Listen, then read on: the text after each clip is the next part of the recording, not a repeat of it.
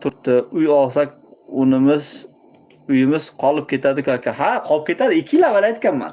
Planingiz bo'lmasa, olib qo'yib, nosti kayfida qiladigan kayf narsa emas. To'g'ri, pulingiz bo'lsa, boyagi salqin joylardan olib, yozda kelib yoki qishda kelib, anomal sovuqlarda kelib ketib yoki anomal issiqda kelib ketsangiz bo'ladi. Gap yo'q. To'g'ri fikr. Ammo uning ham kuli-cho'y narsalarni bilib qo'yib olish kerak. Ispaniyada shunday qonun bor.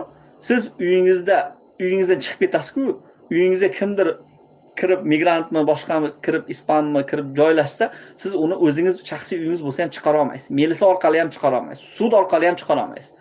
Yillar o'tadi o'zingizni недвижимостьdan chiqqizganingizcha. Urib chiqarmasangiz, qonun orqali chiqara olmaysiz. Ispaniyada shunaqa qonun bor. Yaxshilab o'qisangiz, qarasangiz. Rossiyada hali unaqa narsa yo'q, ammo qishloqda, g'irt odam kelmaydigan qishloqda, qo'ni qo'shni yo'q, hech kim yo'q joydan uy oldingiz.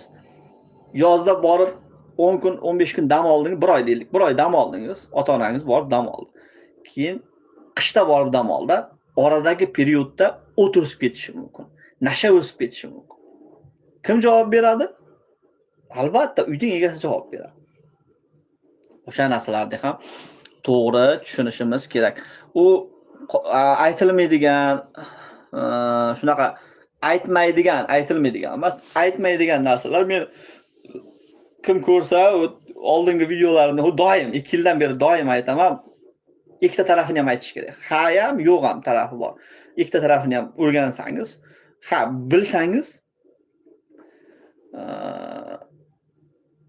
предупрежден, значит вооружен deydi-ku. O'sha narsalarni bilib turib harakat qilsangiz, albatta yaxshi. Bilmasdan harakat qilib yoki mana bizdaqalar yashab turibmiz, ichkarida yashab turibmiz. Aytib turgan odamlarga, menga hate qiladiganlar bor-da, soобщение lichkaga yozadiganlar bor. Aka yoki uka, bekarda aytibsan. Bu bizga mulk deb vahima qiladiganlar bor. Aslida unday emas.